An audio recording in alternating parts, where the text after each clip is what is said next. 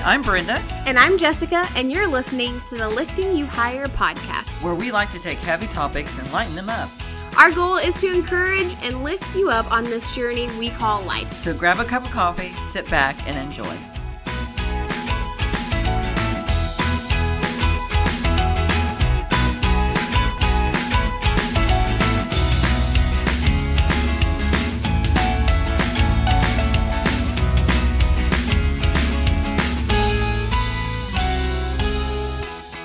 Welcome back to Lifting Your Higher podcast, and this is Brenda, me, and I'm Jessica. And we're so glad that you took the time to listen or watch. And so today, we're going to be talking about doing time in the wilderness. Get excited. Let's get excited for time in the wilderness.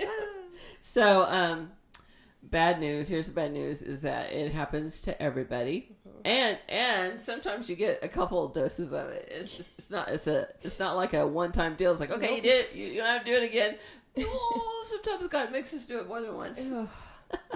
That's the stinky part of it. But we're going to get into the good that comes out of the wilderness. That's right. There's goodness in it. Yeah. So there's two examples of people that did time in the wilderness. And the reason why we need to look at those two guys is because, listen, if it happened to them, it's going to happen to us. Okay. Mm-hmm. So the first guy is Moses. We know about him. Remember, he did 40 years in the wilderness. You know, he knew he was called. He wanted to do something for the kingdom, you know, for the children of Israel.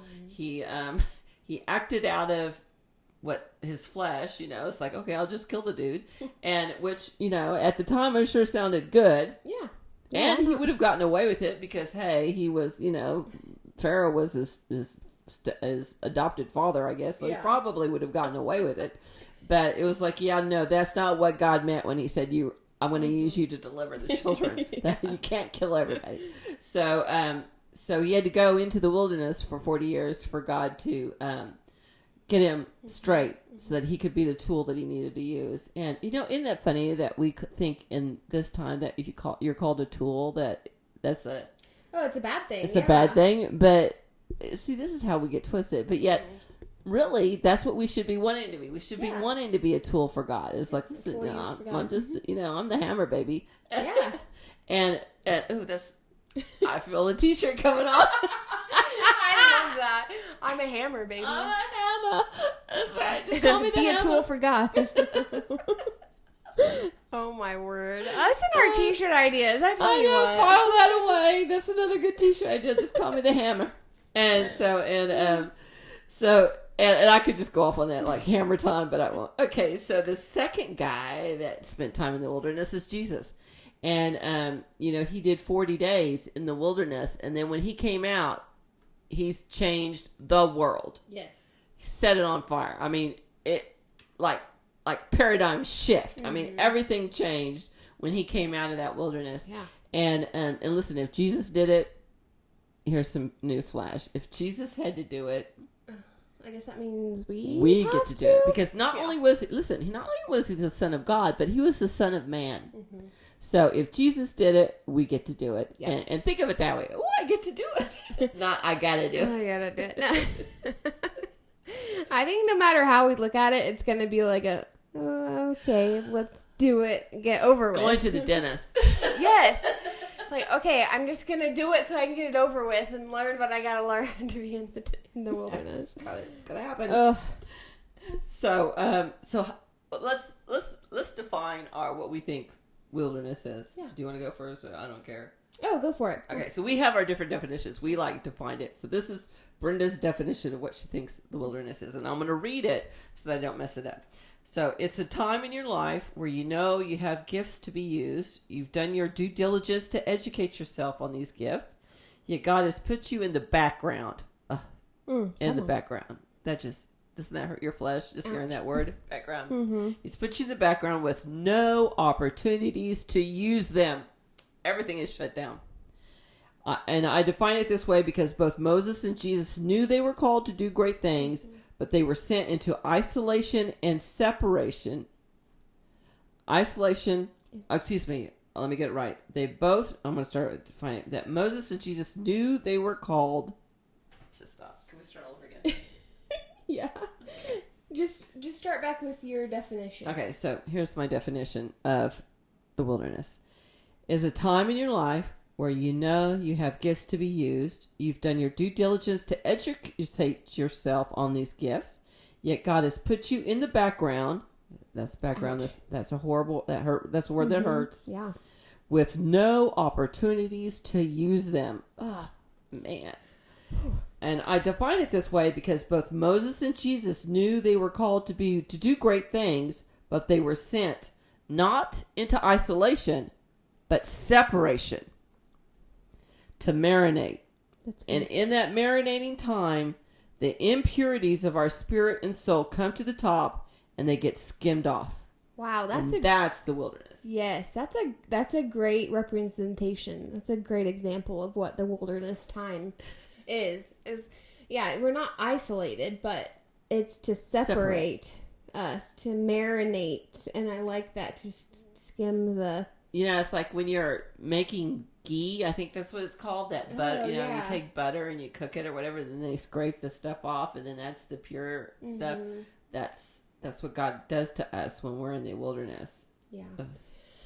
And my definition is similar, I think. But I feel like the wilderness for me is a time where God uses the wilderness for me to test my faith. But also, it's a place of like obedience and surrender. Because honestly, you're most of the time in the wilderness, God is quiet. And I 100% agree with the gifts, and you don't really have any opportunities to use them, because that is 100% true. We do, in the wilderness, we feel alone, but we're not alone, but it just feels lonely. And for me, I just have to completely rely on the Lord, because if I don't, then I will never get through the wilderness sane, Jessica, I'm looking at this because we wrote them down, and I'm thinking this is so cool because your definition just butts right up to mine. Yeah. I mean, it's just perfect because, so I say where it gets skimmed off, and then it just goes right into, it's a time that God uses to test your faith in Him. Mm-hmm. Because, honey, when you're in the wilderness, your faith is getting tested. Yes. It's a place of obedience because... you and surrender. Obedience and surrender. It's a place of obedience because you are committed. Yeah. And because not everybody will go. I mean, they get trapped in there. Yeah. But when we are in the wilderness, we feel alone, but we aren't. Must rely fully on God. Mm-hmm. And in quiet times, that's a perfect definition. That's like we should put that on a plaque. I mean. Yeah. I mean, I'm going through a wilderness time right now, and I'm not saying that wilderness times are beautiful and wonderful, but you gotta keep your attitude focused on not the negative parts of, like, not knowing where you're going and, like, not quite hearing from the Lord. Like, most of the times, like, up until this point, the wilderness times of my life, God has been completely silent. And I think sometimes that's what we need, is complete silence, so that we're like, okay, well, I'm just going to wait on the Lord. Not like He's going to do something, so I'm just going to wait. No, waiting expectantly on His next move, His next word to you. And right now in my wilderness season, I feel like God is still talking some, but I definitely have been, like, some of my giftings have been pushed back, and I just feel like I can't use them, because I feel, honestly, right now, in my life, I feel like God is torn down the walls of things that I knew and is rebuilding me. So it's just kind of like an awkward new season for me. So, but if you think about the Israelites in the wilderness, in what point of the journey from Egypt to the Promised Land, or even past the Promised Land, entering in, at what point did they have the most miracles? Did they have the most interaction with God? In the wilderness? God gave them so many miracles, gave them so much, spoke to them so often in the wilderness. So our wilderness time is a time where God still is moving. He hasn't left us. He hasn't, He's not forgetting about us. He's just developing us. And when they were in the wilderness, they had daily substance. Yeah. from God. Yeah. And so when we are in a wilderness experience, we have to have daily substance from God, and He provides it. We just have to go get it and receive it. You know what I mean? So when the children of Israel were in the wilderness, they had daily substance from God. I mean, literally, they had to walk outside their tent, and it was laying right there, and they cooked it and they ate it, right? Okay, so when we're in wilderness, same principle. It's just we don't go cook the manna or eat the manna, whatever it is, but there is manna God has for us on a daily basis. Yes. Because He wants to sustain us. We just have to offer ourselves up for it. Sometimes that manna will be in quietness. Sometimes it will be, where we're hearing the voice of God in our heads. I always tell people, when they say, well, sometimes I hear voices, I'm like, listen, I got 3 going on in my head at the same time sometimes. My flesh, my spirit, and God. Yeah. So you hear voices, it's okay. And, so we want to open ourselves up to receive in the wilderness from God and receive that manna, because we're all going to go through it. It's not something you could dodge or avoid. And for me, the wilderness initially is like, no, it's like, no, I don't want to go to that gynecological appointment. No, but it can also be a beautiful experience. And we see the beauty two ways. I think 2 ways. One is in the moment when there's really a presence of God, and He is teaching you something, or He is showing you something, and you're like, oh my goodness, I just had the most beautiful moment with God. Yes. I'm not going to tell you what happened. Or it's afterwards. We look back and we're like, oh my God. Oh my goodness, look at what God did. It's changed me. It's made me so much better. Yeah. And that's what it's about. It's about making you better for the kingdom. That's why it's not because He's putting you in time out. I used to think that's what it was when I didn't know the word. That I was a very mature Christian. I thought, well, I don't want a wilderness experience. I don't want to be putting time out. No, it's a good thing. And I think COVID-19 put a lot of people in the wilderness, and that was a good thing for us, because I think we needed to. Okay, you pretty much shut down. At that time last year, I was ministering in prison, and let me tell you, that was shut down 100%. Nothing was happening. And it was like from March, and I was like, okay, I ain't got nothing to do. And so it was like a moment like, okay, I see the writing on the wall where we're going with this. And okay, God, if this is going to be a wilderness moment, then I want it to be a fruitful, beautiful moment. And it's like, how do you have beauty and fruitfulness in the wilderness? And it was like God showed me His succulents. You know how succulents right now are real popular. If you see them, in any of these home improvement stores, shows and stores, they're always, succulents are everywhere. Yes. And I'm like, where do succulents come from? They come from the desert. And so I was like, that's so funny, God, that I've got them everywhere, and I am, about to enter into 9 months of wilderness experience. But it can be a beautiful experience, and it's something that, don't look at it as a punishment or a horrible thing, because look at Jesus and Moses. Did it turn out to be a horrible punishment? No. Goodness, no. Yeah, it was a beautiful experience honestly, if they would have obeyed, then they would have been in the promised land a lot sooner. But because I think some of the theologians say that the trip from Egypt to the promised land would have only taken like 3 days or something like that. It wasn't very far, but they took a huge long loop around for 40 years.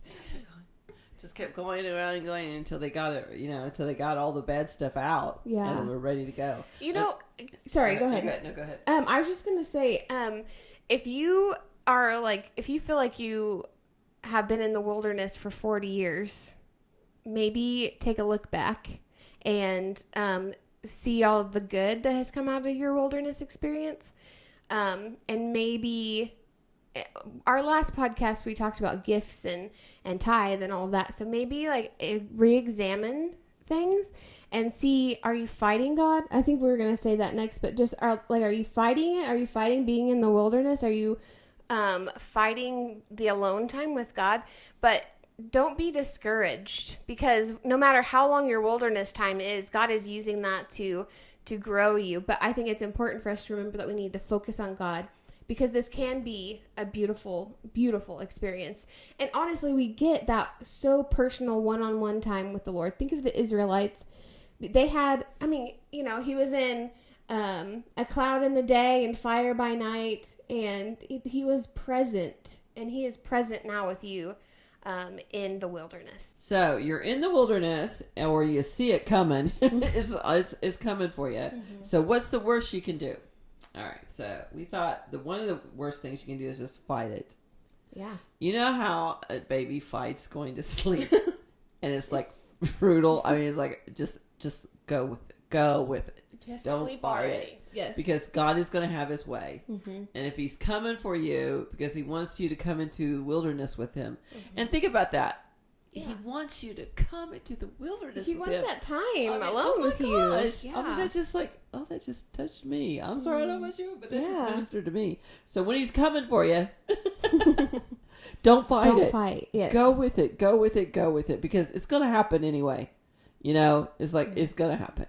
Yeah. So, and if you do fight it, just kind of make a fool of yourself, or you just make yourself miserable anyway. Yes. It makes it worse. Just go with it. The second thing is don't avoid it.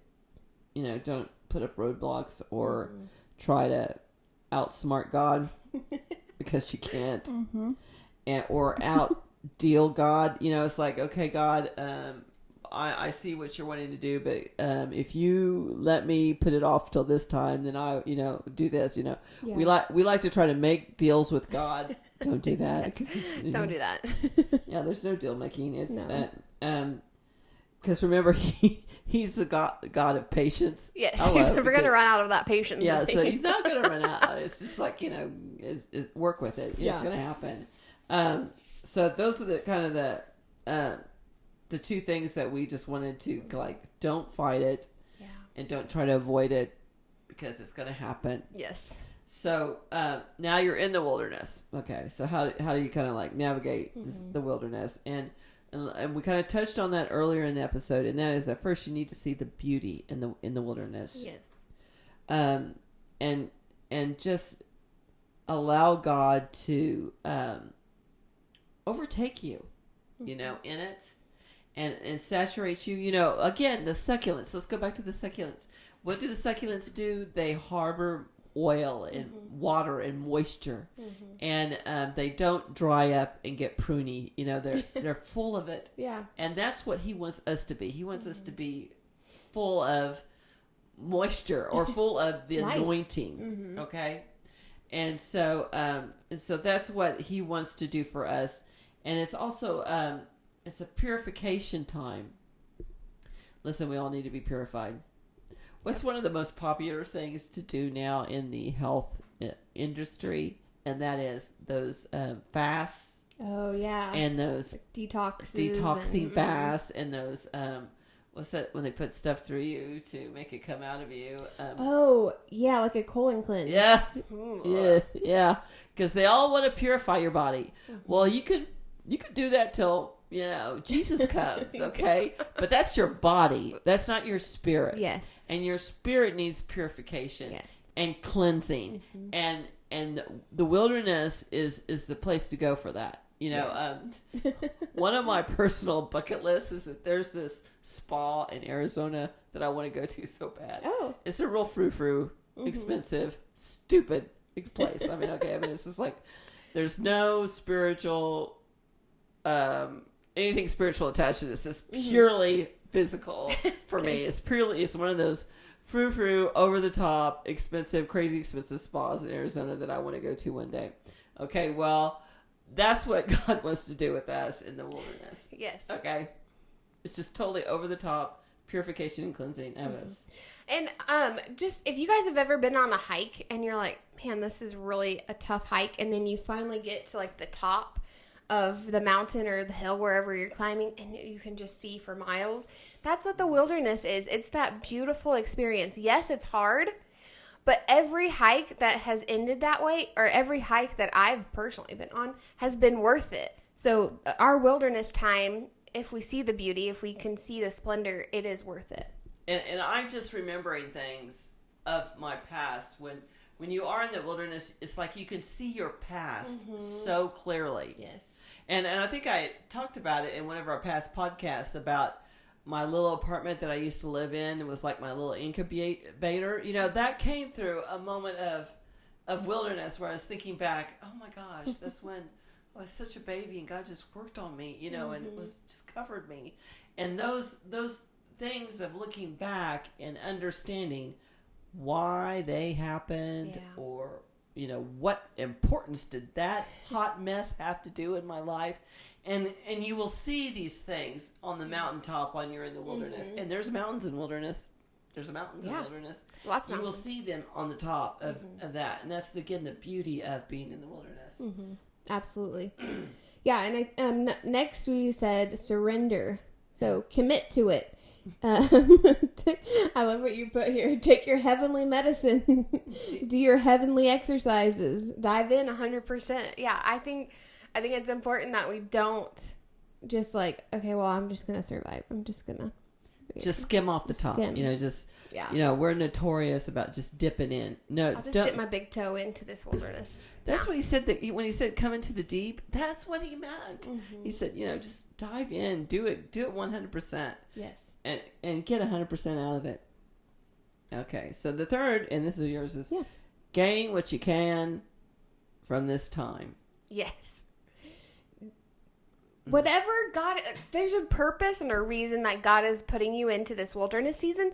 So whatever that reason is, it's your duty to find out why, whether it be faith, patience, or maybe he's healing you from past traumas or hurts, or maybe he's like reconditioning, I don't know, putting new gifts in you, whatever it is, gain all you can.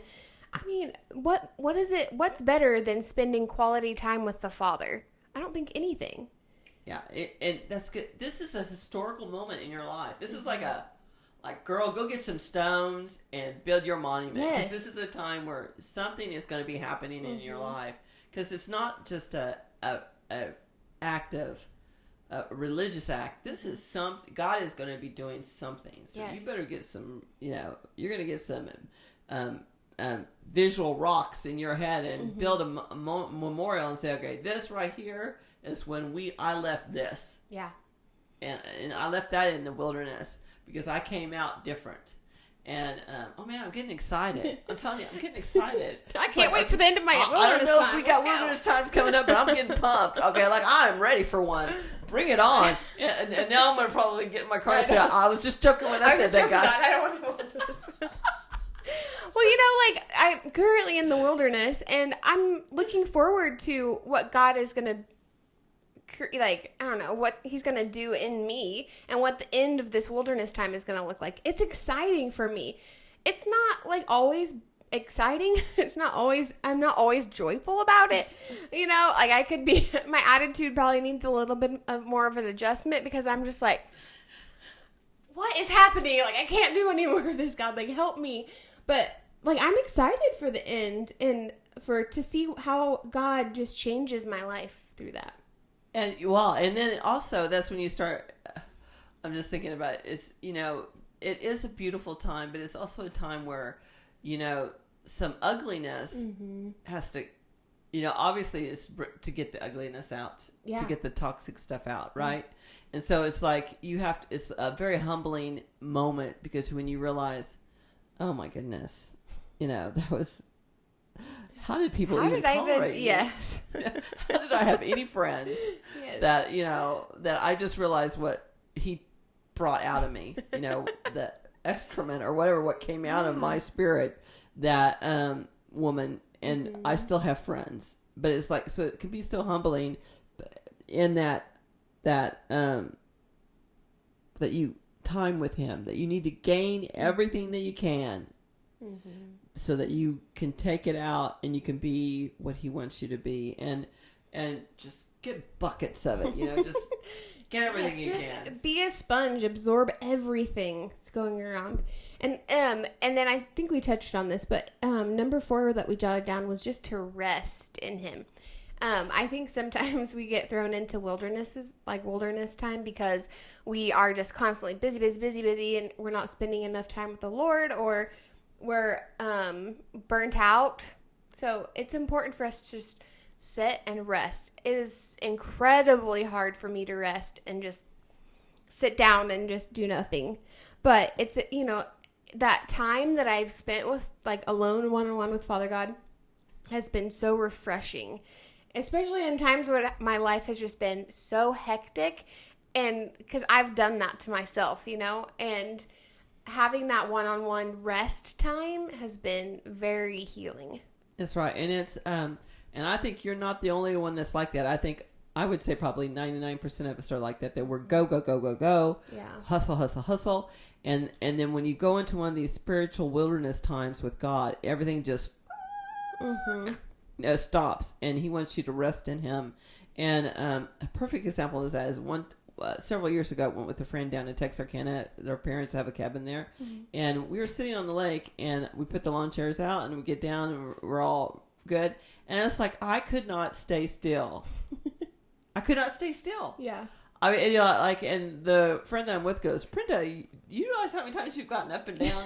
And I was like, I know, I just can't stay still. And it's like, and there comes a time where God says, okay, you're going to rest.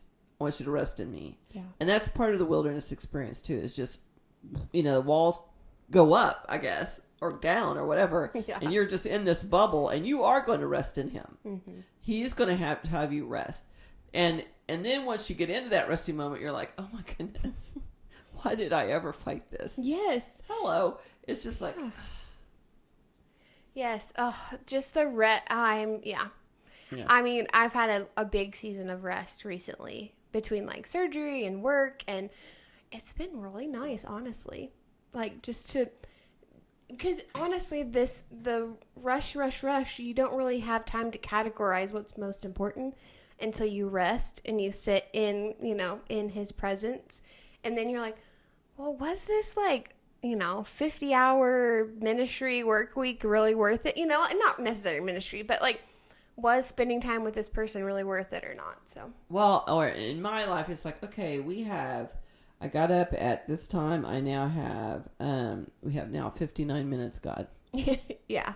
And then we've got to go. Yeah. So we're just so glad that you listened to us today. And we hope you took something away from this about being in the wilderness. We love you. I just want you to know that you are loved. So loved. You are beautiful inside and out. Yes. You have a purpose in life. You do. You are needed. And we want you to be blessed in the name of Jesus. And we want you to stay safe in the name of Jesus. Amen.